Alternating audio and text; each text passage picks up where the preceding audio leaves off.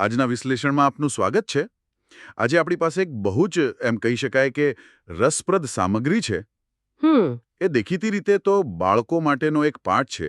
નામ છે આવ રે વરસાદ. એમાં એક હાથીની વાર્તા છે અને વાદળો પર એક કવિતા. હા, દેખાવમાં તો બહુ સરળ લાગે છે. બરાબર. પણ જ્યારે આપણે એની ઊંડાણમાં જઈએ ત્યારે ખ્યાલ આવે છે કે આ પાઠ પર્યાવરણના બે સૌથી મોટા અને વિરોધાભાસી સત્યોને એક સાથે વણી લે છે. કયા બે સત્યોની વાત કરી રહ્યા છો?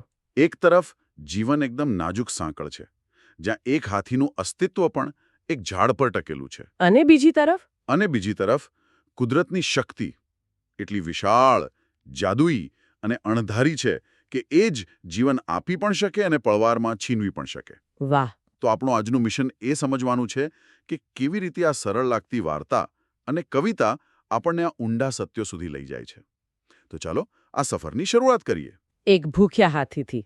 હા, અપ્પુ હાથીથી. હા, અપ્પુ હાથી. વાર્તાની શરૂઆત ખૂબ જ સરળ છે. અપ્પુને કેળા બહુ ભાવે છે. તે રોજ કેળાના ઝાડ પરથી કેળા તોડીને ખાય છે. આ એની દિનચર્યા છે, મતલબ એનું જીવન છે. બરાબર. પણ પછી વાર્તામાં એક નાનકડો પણ બહુ જ મહત્વનો વળાંક આવે છે. ઘણા સમયથી વરસાદ પડ્યો નહોતો. બસ આ એક વાક્ય. હા, બસ આ એક વાક્ય આખી વાર્તાનો પાયો નાખે છે. અને એની અસર તરત જ દેખાવા લાગે છે.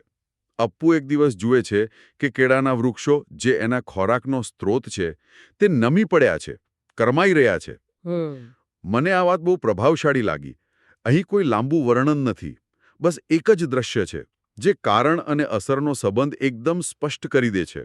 પાણી નથી એટલે જીવન નથી. બિલકુલ. બરાબર.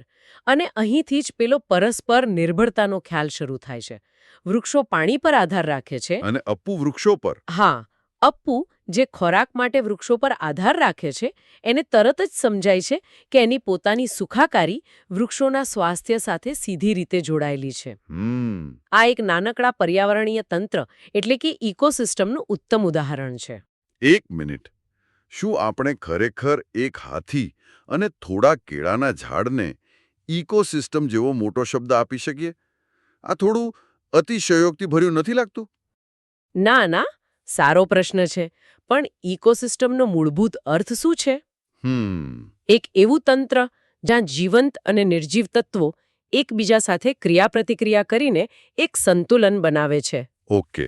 અહીં અપ્પુ જીવંત, કેળાનું વૃક્ષ જીવંત અને પાણી નિર્જીવ, આ ત્રણેય તત્વો એકબીજા પર સંપૂર્ણપણે આધારિત છે. બરાબર. પાણીની ગેરહાજરી આખા તંત્રને ખોરવી નાખે છે. એટલે ભલે તે નાનું હોય પણ તે એક સંપૂર્ણ ઇકોસિસ્ટમ છે. આ વાર્તા એ જ શીખવે છે કે સૌથી નાનામાં નાનું તંત્ર પણ એટલું જ મહત્વનું હોય છે. વાહ! આ દૃષ્ટિકોણથી તો મેં વિચાર્યું જ નહોતું. તો હવે અપ્પુ આ સમસ્યા જુએ છે, પણ તે માત્ર જોતો નથી, એ કંઈક કરવાનું નક્કી કરે છે. હા. તે નદી તરફ જાય છે અને પોતાની સૂંઢનો ઉપયોગ કરે છે. આ ભાગ મને ખૂબ ગમ્યો. હા. તે પહેલા ધરાઈને પાણી પીએ છે, પછી પોતાના શરીર પર પાણી છાંટીને સ્નાન કરે છે અને પછી સૌથી મહત્વનું, સૂંઢમાં પાણી ભરીને વૃક્ષોને પાય છે. આ અપ્પુના પાત્રની ઊંડાઈ બતાવે છે. તે માત્ર પોતાની જરૂરિયાત નથી જોતો. સાચી વાત. પહેલા એણે પોતાની તરસ छिपाવી, પછી ગરમી દૂર કરવા સ્નાન કર્યું, પણ એ ત્યાં અટક્યો નહીં. એને યાદ આવ્યું કે જેણે એને ખોરાક આપ્યો છે એ પોતે તરસ્યું છે. આ પર્યાવરણ પ્રત્યેની જવાબદારી અને સંભાળનો બોધપાઠ છે. તે સમસ્યાનું નિદાન કરે છે અને તેનો ઉકેલ પણ પોતે જ લાવે છે. અને એનું પરિણામ તરત જ દેખાય છે. પાણી મળતા જ કેળાના વૃક્ષોમાં જાણે જીવ આવી જાય છે. હા. સ્ત્રોતમાં જે જીવંત શબ્દ વાપર્યા છે તે ખરેખર ખૂબ જ શક્તિશાળી છે. બિલકુલ. તે બતાવે છે કે પાણી માત્ર એક પ્રવાહી નથી, તે જીવન આપનારી શક્તિ છે. જીવનદાયી. બિલકુલ. અને વાર્તાનો અંત આ સંબંધને એક નવા સ્તરે લઈ જાય છે. અપ્પુ વૃક્ષોને પાણી આપે છે અને વૃક્ષો એને સ્વાદિષ્ટ કેળા આપે છે. અપ્પુ વચન આપે છે, હવેથી હું દરરોજ તમારા માટે પાણી લઈ આવીશ. આ એક પ્રકારનો સામાજિક કરાર છે. સહજીવન જેવું. હા, આ સહજીવન છે, જ્યાં બંને એકબીજાના અસ્તિત્વ માટે જરૂરી છે. પણ અહીં જ એક મોટો પ્રશ્ન ઊભો થાય છે, જેનો ઉલ્લેખ સ્ત્રોતમાં પણ છે. કયો પ્રશ્ન? અપ્પુ તો કદાચ થોડા વૃક્ષોને પાણી પાઈ શકે, પણ જંગલના બીજા હજારો વૃક્ષોનું શું? એમને પાણી ક્યાંથી મળે છે? અને અપ્પુની આ ચિંતા જ આપણને આ પાઠના બીજા અને વિશાળ ભાગ તરફ લઈ જાય છે. જેનો જવાબ છે વરસાદ. બરાબર. વાર્તાએ વરસાદની જરૂરિયાત સ્થાપિત કરી દીધી, પણ વરસાદ પોતે કેવો હોય છે, એની સુંદરતા, એનું રહસ્ય અને એની ભયાનકતા કેવી હોય છે, મને લાગે છે કે આ માટે આપણે હરીશ નિગમની કવિતા તરફ વળવું પડશે. હા, અને એ કવિતાનું નામ જ કેટલું મજેદાર છે, આવ્યા વાદળ જાદુ લઈને. જાદુ શબ્દ? હા, જાદુ શબ્દ પોતે જ વિજ્ઞાનથી થોડો દૂર અને કલ્પનાની નજીક લઈ જાય છે. કવિતાની શરૂઆત જ વાદળોના રંગોથી થાય છે, ગોરા થઈને, કાળા થઈને. આ પંક્તિ દેખાવમાં સરળ છે, પણ તે વાદળોના વિજ્ઞાનનો કાવ્યાત્મક સંકેત છે. ગોરા વાદળો એટલે જેમાં પાણીના કણો ઓછા અને છૂટાછવાયા હોય, જે સૂર્યપ્રકાશને પરાવર્તિત કરે. બરાબર. જ્યારે કાળા વાદળો એટલે જે પાણીથી ભરેલા હોય, ઘટ્ટ હોય અને સૂર્યપ્રકાશને રોકી લે છે. આમ કવિએ એક જ લીટીમાં વાદળના બે અલગ અલગ સ્વરૂપોનું વર્ણન કરી દીધું છે. અરે વાહ! અને પછી કવિતા કલ્પનાની દુનિયામાં લઈ જાય છે. શ્વાન, હરણા, હાથી, ઘોડા, આવ્યા હંસ હંસલીના જોડા. હા, મને યાદ છે, હું નાનો હતો ત્યારે કલાકો સુધી આકાશમાં વાદળોમાં આકારો શોધતો રહેતો હતો. પણ અહીં મને એક પ્રશ્ન થાય છે. બોલો. શું આ પ્રકારની કલ્પના બાળકોને વિજ્ઞાનથી દૂર નથી કરી રહી? વાદળોને જાદુઈ કહેવાથી કે તેમાં પ્રાણીઓ જોવાથી એમની વૈજ્ઞાનિક સમજ ઓછી નહીં થાય? આ એક ખૂબ જ માન્ય ચિંતા છે. પણ અહીં આપણે શીખવાના બે અલગ અલગ અભિગમોને સમજવા પડશે. ઓકે. એક છે વૈજ્ઞાનિક અવલોકન અને બીજું છે કલાત્મક અને ભાવનાત્મક જોડાણ. આ કવિતાનો ઉદ્દેશ વાદળો કેવી રીતે બને છે એ શીખવવાનો નથી. તો શું છે? એનો ઉદ્દેશ્ય બાળકોને કુદરત સાથે જોડવાનો છે, એમની અવલોકન શક્તિ અને કલ્પના શક્તિને પ્રોત્સાહન આપવાનો છે. જ્યારે કોઈ બાળક આકાશમાં જોઈને ખુશ થાય છે, ત્યારે તે કુદરતનો આદર કરવાનું પહેલું પગથિયું ચડે છે. વૈજ્ઞાનિક સમજણ તો પછીના તબક્કામાં આવે જ છે. આ કવિતા એ પાયો નાખે છે. સાચી વાત છે. પહેલા કુદરત પ્રત્યે પ્રેમ અને જિજ્ઞાસા જગાડવી જરૂરી છે. બરાબર. કવિતા આગળ વાદળોના અસ્થિર સ્વભાવની વાત કરે છે.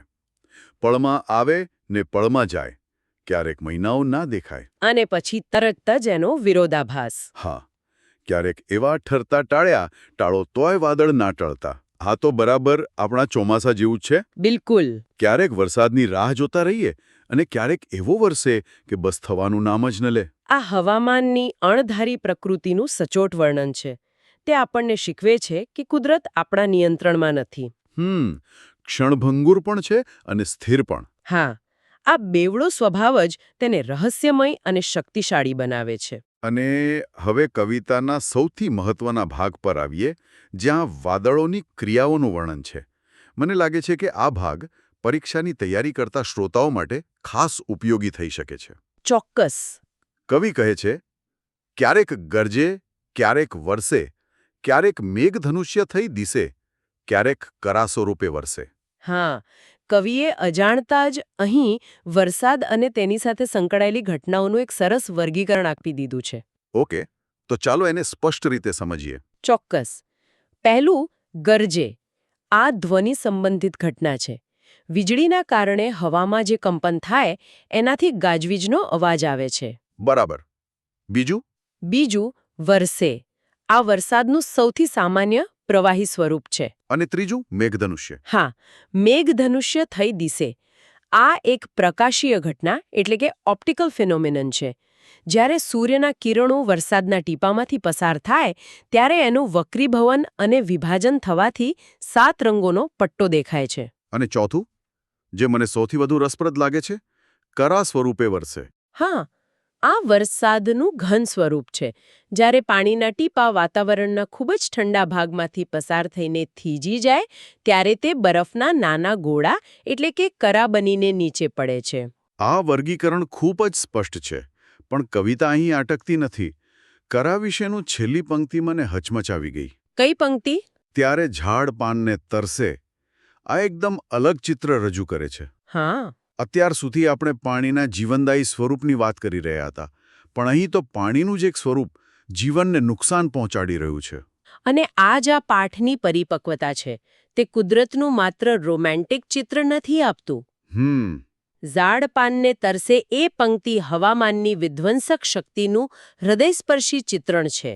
તે દર્શાવે છે કે વરસાદ હંમેશા આશીર્વાદરૂપ નથી હોતો. બરાબર. કરાનો વરસાદ પાકને નષ્ટ કરી શકે છે, પક્ષીઓને ઈજા પહોંચાડી શકે છે અને વનસ્પતિને ઉજ્જડ કરી શકે છે.